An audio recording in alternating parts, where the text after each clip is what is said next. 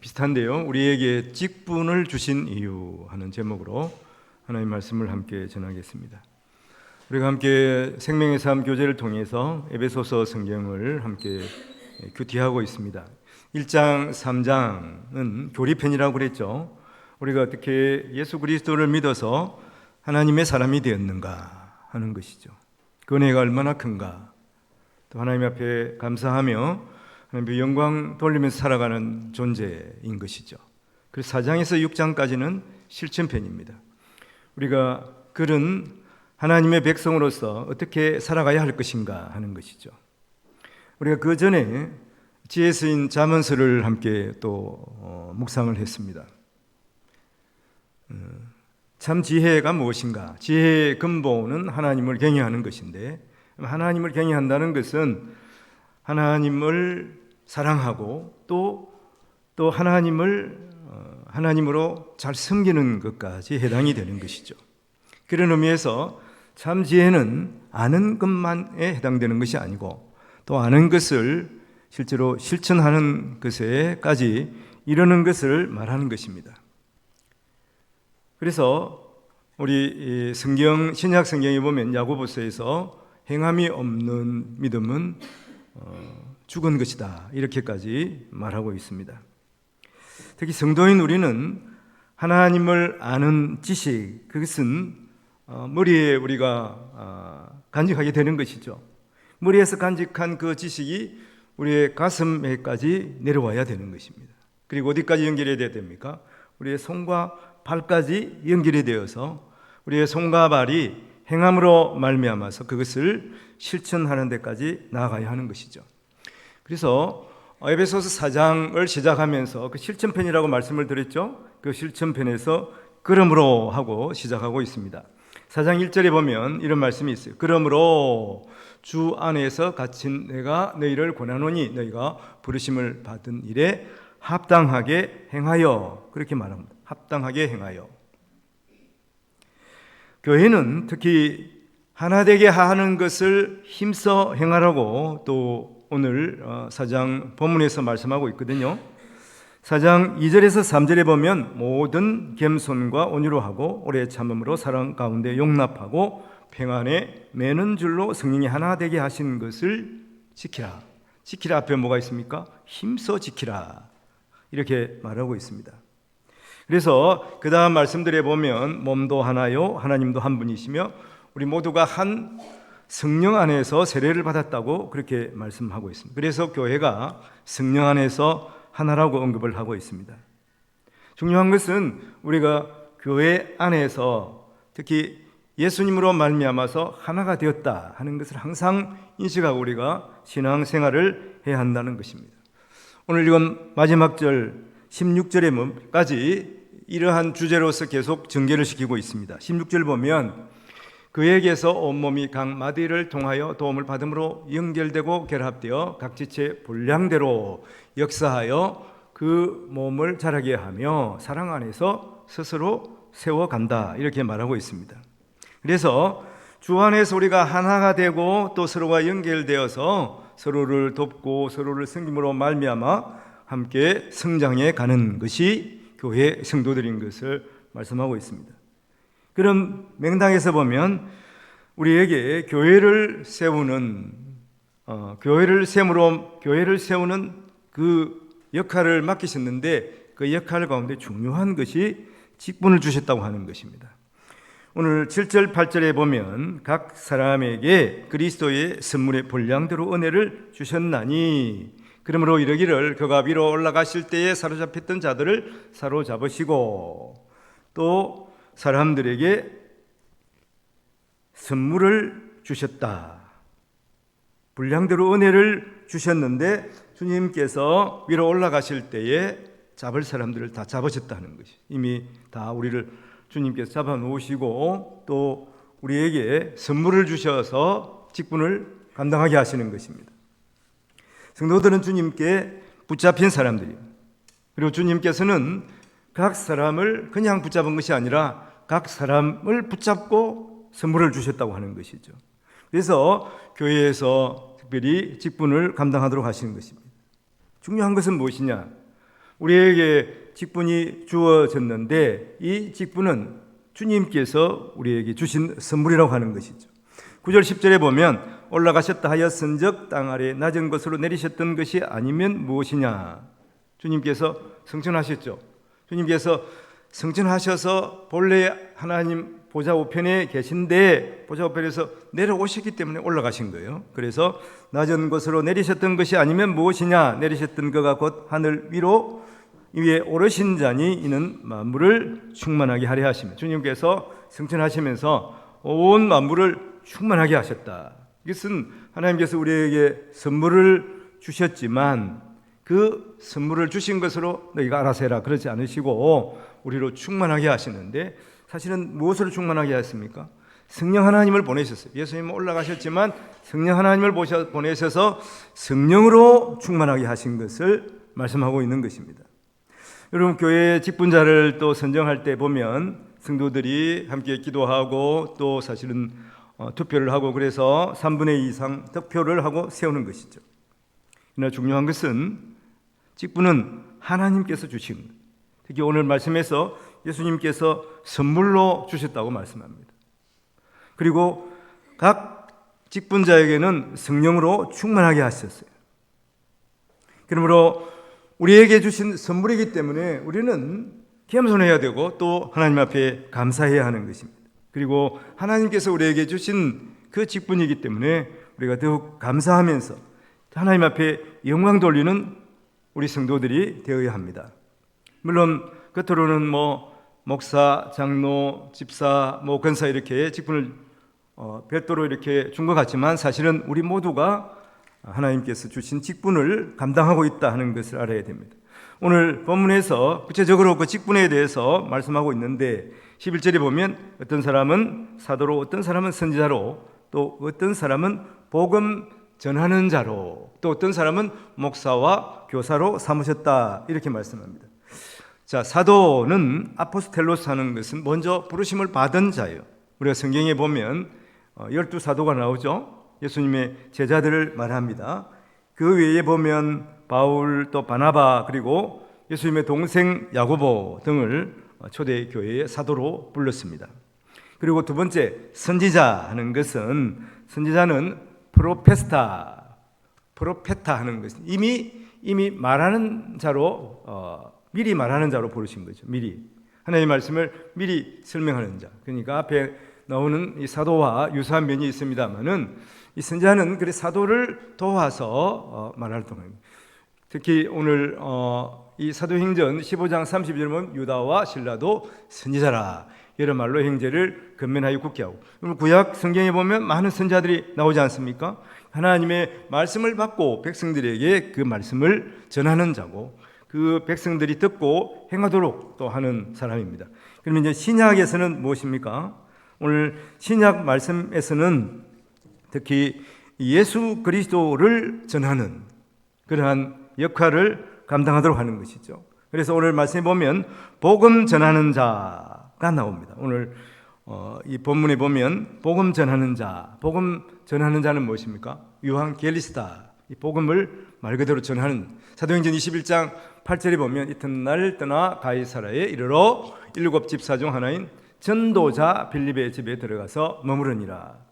7 집사 중에 빌립을 특별히 이 전도자라고 이렇게 말하지 않습니까? 빌립은 광야에 가서 하나님의 말씀을 에티오피아 내시에게 전한 것을 우리가 볼 수가 있는 것이죠. 그리고 목사와 교사로 우리를 직분을 주셨습니다. 목사는 포이멘, 양치는 사람을 말하는 것이죠. 그리고 오늘 목사와 교사 그랬는데 교사는 디다스칼루스, 가르치는 사람, 말 그대로 가르치는 사람입니다. 근데 목사와 교사 하면 한 간사, 그러니까 교사 옆에는 관사가 없습니다. 그러니까 같은 사람이라는, 목사가 즉 목양하면서 그리고 가르치는 사람이라고 그렇게 말씀하고 있는 것이죠. 어떤 초등학교 선생님이 이런 간증을 하는 것을 들었습니다. 교사는 가르치는 선생이지만 또 어린이가 아프면 의사가 되어야 하고, 또 마음의 상처가 있으면 또 어린이를 상담해 주어야 하고, 또 그 어린이가 또 영양실조에 걸리지 않도록 잘 자라도록 보살펴 주는 사람입니다. 이렇게 자기 정체성을 밝히는 것을 보았습니다. 근데 또 어느 SNS에 보니까 또 이런 글도 있더라고요. 집에 자기 아기가 초등학교 한 1학년, 2학년 되겠죠. 왔는데 하여튼 학문에 잘 이렇게 휴지를 닦지 않아 가지고 그 학문이 아주 그냥 똥이 묻은 상태로 집에 왔다는 거예요. 그래서 누구에게 항의를 했겠습니까? 선생님에게 항의를 했다. 그런 또 기사도 들어왔더라고요. 그러니까 그 선생님이 또 그것을 또 기사를 낸 거예요. 그러니까 선생님은 또 학교에서 해야 할 일이 있고 당연히 자녀를 잘 보살펴야 할 책임이 있습니다만은 그러나 또 그 책임은 또 누구에게 있습니까? 부모에게도 있는 것이죠. 부모가 집에서 그 자녀를 충분히 그렇게 잘 하도록 또 가르치고 그렇게 해야 되는 것입니다.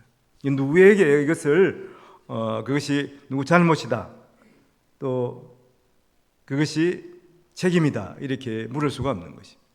사실 지금 학부형들 또 교사들 해가지고 하여튼 어디에서 데모를 한다 이런 얘기도 있습니다만은 서로가 자기가 해야 할 책임을 알고 또 감당할 때에 또 서로 양보하고 협력해야 되는 것입니다. 온 세상이 다 그렇습니다. 지금 전쟁이 일어나고 있습니다만은 두 곳에 세상에 이렇게 큰 전쟁이 일어났어요. 그것은 무엇이겠습니까? 그 깊은 내막은 우리가 대강들어서 알 수도 있습니다만은 중요한 것은 서로 양보하지 않는 거예요. 자기가 옳다는 것이죠. 그것 때문에 누가 피해를 봅니까? 많은 사람들이 죽고 다치고 재산을 잃고 평생 모든 것이 폭삭 내려앉는 이러한 참 너무나 안타까운 일들이 벌어지고 있다고 하는 것입니다. 그래서 우리가 우리의 할 일을 알고 특히 교회가 하나이죠. 그 지구촌도 하나인 것을 알아야 돼요. 가장 시급한 문제가 전쟁도 있겠지만 전쟁보다 더 시급한 문제가 지금 기후위기라고 그럽니다.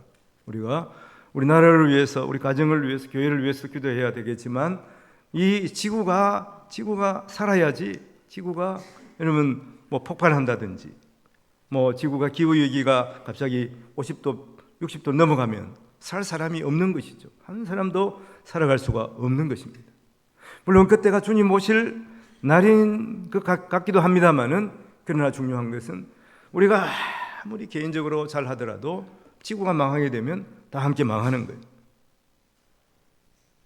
아무리 우리가 가정에서 행복하더라도 이 나라가 전쟁통에 휩싸이면 살아갈 수가 없는 것입니다. 그래서 우리의 기도의 범위를 좀 더 넓혀 가야 하는 것이고 온 세계의 사람들이 하나님을 믿고 하나님이 누구신 줄 알고 하나님의 법에 또 하나님의 통치에 순종해 가도록 우리가 기도해야 되는 것입니다. 특별히 교회에서 또 목사와 성도들 사이도 마찬가지입니다. 이번에 이제 사랑의 교회에 제가 세미나 갔습니다만은 거기에 특히 가르치는 목사가 이제 화요일 날 아침에 오전에 보면 순장반을 이끕니다. 순종반 교육을 하는데 본래 이제 사랑의 교회 순장이 한 3,000명 가까이 된다고 해요. 근데 1,500명 정도 참여를 했습니다. 근데 그 사람들이 함께 목사의 일을 하는 것이죠. 그런 의미에서 목사의 일이 무엇입니까? 목사의 일이 앞에서 말씀드렸습니다마는 목양하고 그 성도들을 돌보고 가르치는 일이죠. 가르치는 일인데 함께 하는 거예요. 함께. 그래서 순장이면 한 10명 정도의 순원들이 있거든요. 그 순원들이 목자가 되어서 그들을 또 목양하고 또 가르치는 일까지 그렇게 하는 거예요. 그러므로 큰 교회지만 사실은 3,000명의 순장이 있으니까 목사가 한 100명 되더라고요. 그러니까 3,100명이 함께 목사의 일을 감당하는 것을 보았습니다. 여하튼지 우리에게 주어진 직분, 이것은 목사와 교사도 마찬가지입니다만은 전도자, 선지자, 사도도 마찬가지입니다. 하나님께서 주신 거예요. 하나님께서 영광스러운 직분을 우리에게 주신 것을 우리가 알고 하나님 앞에 감사하며 또 우리의 역량이 부족할 때 하나님 앞에 구하면 하나님께서 우리에게 능력을 채워주십니다. 성령으로 충만하게 하셔서 그 일을 감당하도록 도와주시는 것입니다. 그래서 성령이 하나 되게 하심으로 말미암아서 교회가 더욱 또 아름답게 세워져 가는 것이죠. 이것이 직분자의 사명입니다. 오늘 말씀에 보면 이 직분자의 사명을 특별히 말하고 있습니다. 12절에 보니까 성도를 온전하게 하여 봉사의 일을 하게 하며 그리스도의 몸을 세우려 함이라. 먼저 온전하게 하여, 온전하게 하다 하는 말은 병원에서 부러진 뼈를 맞추는 걸 말합니다. 그리고 찢어진 건물을 수리할 때 쓰는 용어예요. 온전하다.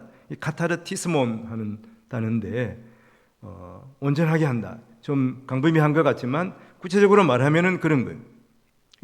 뼈가 어긋나면 어떻습니까? 그럴 수가 없잖아요. 얼마나 또 아픈지 모릅니다. 그리고 건물이 찢어져 버리면 아무리 열심히 건물질을 해도 고기 한 마리를 잡을 수가 없지 않겠습니까? 그래서 이렇게 뼈를 맞추고 또 찢어진 건물을 다시 끼워서 온전하게 그 건물의 일들을 할 수 있도록 하는 것입니다. 이것이 온전하게 한다는 의미인데 이것은 성숙하게 하다는 의미와 동일합니다. 오늘 13절에 보면 우리가 다 하나님 아들을 믿는 것과 아는 일에 하나가 되어 온전한 사람을 이루어, 그렇게 되어 있어요. 그러니까 하나가 되어서 온전한 사람을 이루어서 그리스도의 장성한 분량이 충만한 데까지 이르리니, 가장 중요한 것은 예수 그리스도를 믿고 믿음으로 우리가 하나가 되는 것을 말하는 것입니다. 그러니까 믿되 하나가 되되 예수 그리스도로 하나가 되는 것입니다. 이것이 온전함에 이르는 길이에요. 두 번째는 봉사의 온전하게 되어서 봉사의 일을 해요. 온전하게 되었는데 아무 일도 안 한다. 제자훈련의 가장 문제점으로 지적된 것이 그거죠. 배우기는 배우고, 그러게 성경을 1년 정도 함께 또 공부를 하고, 그리고 특히 이 말씀을 많이 묵상하고, 그러면 뭐합니까? 그 다음에 봉사의 일을 해야 되는 것이죠. 봉사의 일을 하지 않으면 결코 성숙할 수가 없습니다. 오늘 그 말씀을 하고 있는데 15절에 보면 오직 사랑 안에서, 15절 보면 사랑 안에서 참된 것을 하여라는 말이 무엇입니까? 행하는 것이죠. 범사에 그에게까지 자랄지라 그는 머리니 곧 그리스도라, 이렇게 말하고 있습니다. 참된 것을 하여, 참된 일을 수고함으로 말미암아, 이것이 여러분 우리가 성장하는 중요한 원리예요. 근데 사실은 한편 보면 우리의 육신은 일하는 것을 별로 좋아하지 않아요. 근데 일하지 않으면 어떻습니까? 결코 성장할 수도 없습니다. 특히 이제 일을 함으로 말미암아서 그러면 근육이 튼튼하게 되잖아요. 그래서 우리가 일을 하는 것이 너무나 중요하다 하는 것이죠. 이것을 우리가 생각할 때 우리가 교회를 위해서 또 주님을 위해서 우리가 어떻게 실천하고 있는가 하는 것을 항상 돌이켜보면서 신앙생활을 해야 하는 것입니다. 그래서 함께 교회를 세워간다고 말하고 있어요. 오늘 16절 말씀에 보면 그런 말씀이 있습니다. 그에게서 온 몸이 각 마디를 통하여 도움을 받음으로 연결되고 결합되어 각 지체의 분량대로 역사하여 그 몸을 자라게 하며 사랑 안에서 스스로 세우느니라, 그렇게 말씀합니다. 그러니까 교회 안에 서로 돕고 격려하고 결합되어서 그 분량대로 자기가 맡은 분량대로 자라는 것입니다. 사실 이번 교회에서 이 가을을 맞이해서 교회 꽃당장을 하고 있습니다. 그래서 어떤 분은 교회에 오니까 막 빛이 난다고 그래요. 일을 열심히 한 사람일수록 그 상황들을 보면 더 감사하게 되고 그 상황으로 말미암아서 정말 아름답게 더 보여주는 것이죠. 각자의 위치에서 할 일을 감당하는 것이. 페인트칠을 하시는 분은 또 페인트칠로, 또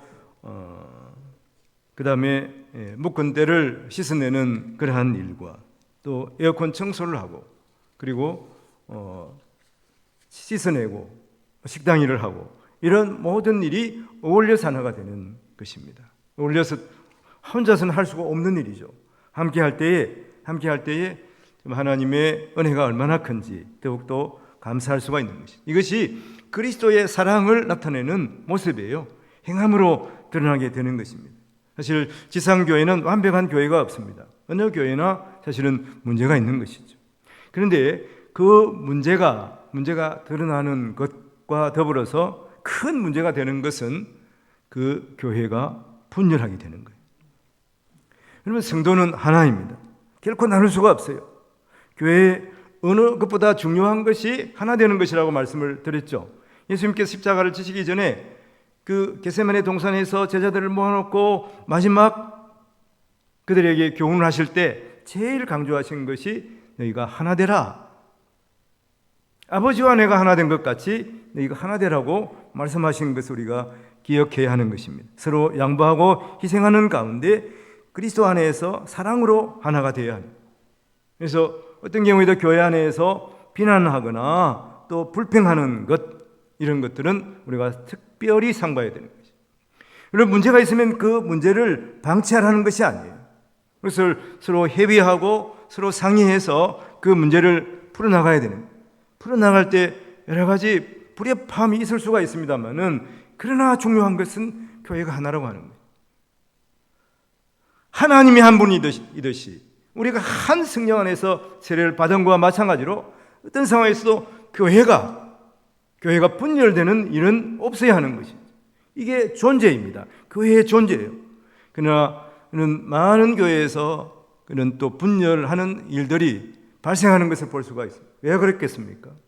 이 교회의 본질을 모르기 때문에, 우리의 사명이 우리가 어떤 존재인가 알지 못하기 때문에 그러는 것이죠. 고린도서 1장 10절에 보면, 형제들아 내가 우리 주 예수 그리스도의 이름으로 너희를 권하노니 모두가 같은 말을 하고 너희 가운데 분쟁이 없이 같은 마음과 같은 뜻으로 온전히 합하라, 이렇게 말씀하고 있습니다. 바울은 특별히 교회 안에서 분쟁이 없도록 하라고 권고했습니다. 탈무드에 보면 특히 험담을 하는 사람은 세 사람을 죽인다. 세 사람. 혼자만 죽는 것이 아니라 세 사람을 죽인다, 이렇게 말하고 있어요. 먼저는 말하는 그 사람을 죽입니다. 험담하는 순간 내 마음에 사탄이 역사하는 거예요. 자기가 손해를 보는 거예요. 그리고 두 번째는 그 말씀을 듣는 사람이 손해를 보는 겁니다. 그 말씀을 듣는 순간 내 마음에 부정적인 생각이 들게 되지 않습니까? 그리고 세 번째는 누굽니까? 당연히 험담을 하는 대상이죠. 그 사람을 욕하게 되니까 당연히 그 사람도 피해를 함께 보는 것입니다. 그러므로 성도는 교회 안에서 특히 다른 사람을 험담하는 일이 없어야 되고, 칭찬하고 또 격려하고 또 배려하는 그러한 성도들이 되어야 하는 것이죠. 우리가 잘 아는 5만 분의 기도 응답자 조지 물러 목사님은 청소년 때는 불량배였다고 합니다. 그럼 수시로 경찰서에 잡혀가서 야, 이 형편없는 놈, 그런 얘기를 들었어요.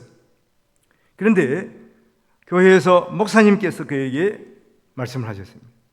칭찬하시는, 격려하는 거예요. 어떻게 칭찬하면 조지 물러 목사님을 말하는 거예요. 조지, 하나님의 백성은 절대로 하나님을 버리지 않는다. 너는 하나님의 백성이다.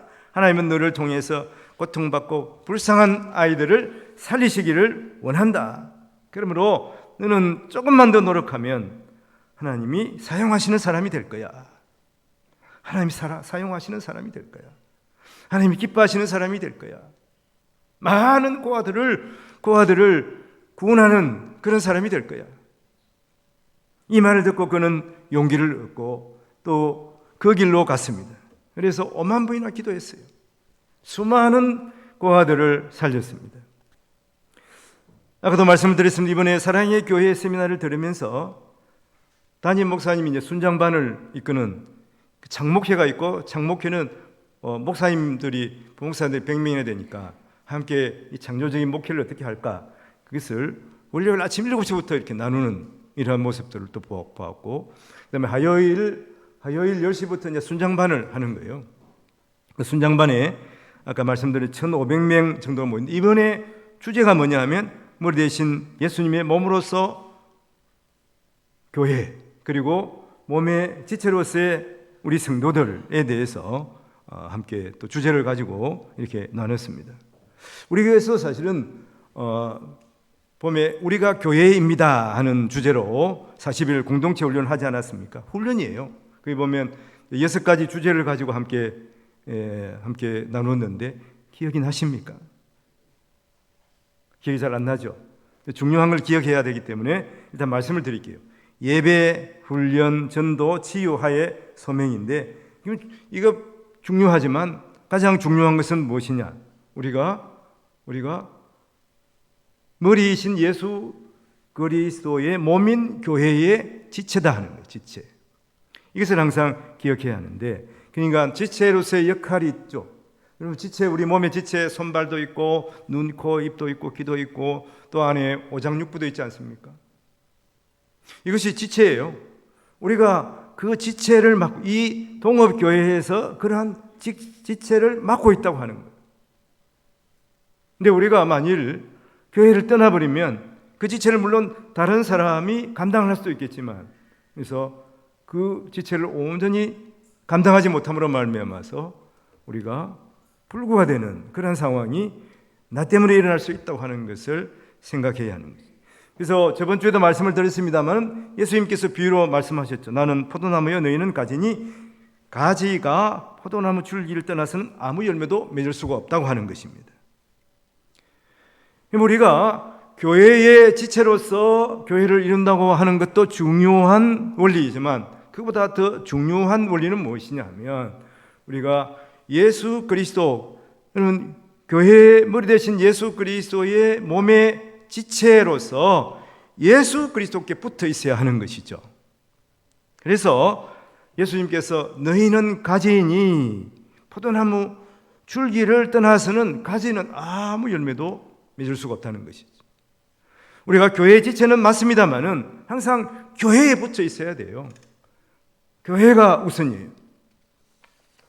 예수 그리스도가 우리의 머리 된 것, 예수를 믿는 믿음 속에서 우리가 교회의 지체로서의 존재하고 있다고 하는 것을 먼저 알아야 됩니다. 예를 든다면은 어제 손흥민 선수가 또 골을 넣었어요. EPL 8호 골을 넣었는데 그 발이 대단하지 않습니까?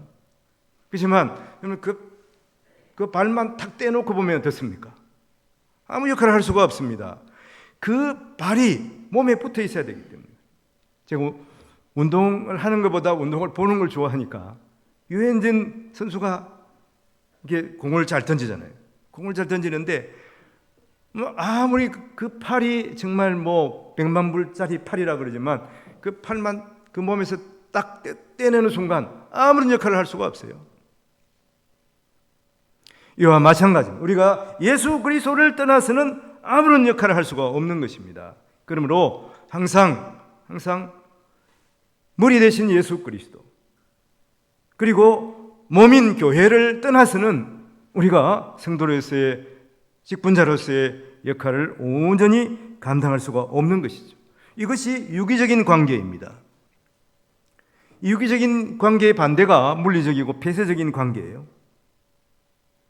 함께 어울리면 좋고, 여러분 몸이 이쪽 팔이 잘 되면 좋고, 다리가 다리가 튼튼하면 좋은 거 아니에요? 이게 유기적인 관계예요. 근데 폐쇄적이고 물리적인 관계는 야, 너는 너 일 하고 나는 나 일 한다. 이것이 폐쇄적인 관계입니다. 이래서는 여러분 교회가 정말 하나님께서 기뻐하시는 그러한 모습으로 성장할 수가 없는 것이죠. 그래서 우리가 교회 안에서 유기적인 관계라고 생각할 때 내가 유기적인 그러한 관계에서 교회를 섬기고 있는가 어떻게 판단할 수가 있겠습니까? 그럼 성도들이 한 분이 잘 되면 내 일처럼 기뻐하는 거예요. 교회의 직분자들을 뽑고 또 그들을 직분자로 세우는 것에 대해서 내 일처럼 기뻐하시는 거예요. 어제 사실 그런 모습을 봤습니다. 물론 직분자들은 직분을 또 이번에 맡기 때문에 나와서 수고를 하시지만 그렇지 않는데도 땀을 흘리면서 수고하고 애쓰는 분들이 있더라고요. 정말 누구를 기뻐하실까요? 하나님께서는 그런 분들을 더 기뻐하시는 줄로 믿습니다. 유기적인 관계가 교회이기 때문에 우리 성도들이 잘 되는 것을 기뻐하고, 또 혹 어려운 일이 있으면 함께 슬퍼하면 함께 그 슬픔이 여러분 배로 줄어들지 않겠습니까? 여러 명이 함께 지면 더욱 힘을 내어서 어떤 슬픔도 이겨낼 수가 있는 것입니다. 오늘 말씀을 정리해 보겠습니다. 오늘 12절 말씀에 보면 옛날 한글 성경에는 성도를 온전케 하며 그렇게 되어 있어요. 근데 이번 성경 이 개혁 성경 개정 성경에는 어떻게 되어 있습니까? 4장 12절 보면 온전하게 하여 그렇게 되어 있습니다. 하며와 하여 별 차이가 없는 것 같지만 하며는 무엇입니까? 이미 그렇게 되었다는 것이고, 온전하게 하여 하는 것은 그 다음에 할 일이 있는 거예요. 온전하게 되어서 온전하게 하여서 그 다음에 봉사의 일을 하는 것이다. 아까 우리가 교회 지체로서의 성도이지만 중요한 것은 그 지체가 어디에 붙어 있어요. 예수 그리스도에게 붙어 있을 때 지체로서의 일을 하는 것과 마찬가지로 우리가 교회에서 일을 하기 위해서는 먼저가 무엇입니까? 순서가 중요한 거예요. 먼저 성도를 온전하게 하여 봉사의 일을 하게 한다는 것입니다. 이것은 무엇입니까? 먼저 성도들이 성령 충만하고 하나님 앞에 감사함으로 그 일을 하는 것이죠. 주의 일을 할 때 물론 우리가 부담이 없는 사람은 없어요. 육신이 수고하기 때문에. 그러나 그 일을 기쁨으로 감당하는 사람이 있고, 어쩔 수 없이 감당하는 사람이 혹 있을 수도 있다는 것이죠. 주의 일을 할 때마다 기쁨이 넘치고 감사가 넘치고 그 일로 통해서 하나님 앞에 경배하며 찬양할 수가 있고, 우리 성도들 한 분 한 분이 또 그 가정에 좋은 일이 있으면 내일처럼 기뻐하며, 또 하고 어려운 일이 있으면 함께 슬픔으로 말미암아서, 이게 교회가 유기적인 관계고 교회가 하나 되는 모습인 것이죠. 이게 온전하게 하여서 봉사일을 하는 것이죠. 봉사일은 우리가 성령 충만해야 합니다. 성령 충만해서 그 일을 감당할 때 하나님께서 우리에게 능력을 주시는 것이죠. 그리고 우리가 그 일을 감당할 때 하나님께서 기뻐하십니다.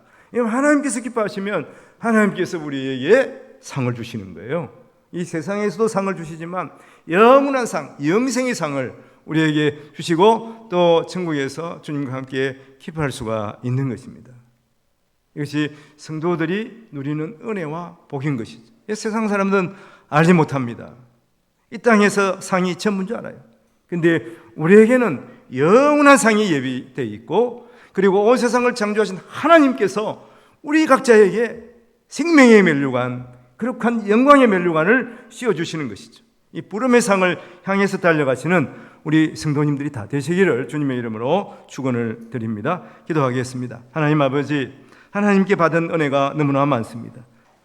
받은 직분 주께서 주신 직분입니다. 하나님께서 선물로 주셨습니다. 주신 사명 우리가 온전케 되어서 성령 충만하여 봉사의 일과 교회 세우는 일에 사용하여 주시옵소서. 주님께서 선물로 주셨사오니 기쁨으로 감당하게 하시고, 또 우리가 주님께서 우리에게 주신 사명을 감당함으로 말미암아 하나님께서 우리에게 내리실 상급을 바라보며 이 험한 세상 어떤 상황에서도 우리가 승리하며 찬양하며 하나님께 영광 돌리며 살아가게 하옵소서. 감사와 꾸리를 죄에서 구원하신 우리 구주 예수님 이름으로 기도하옵나이다. 아멘. 우리 함께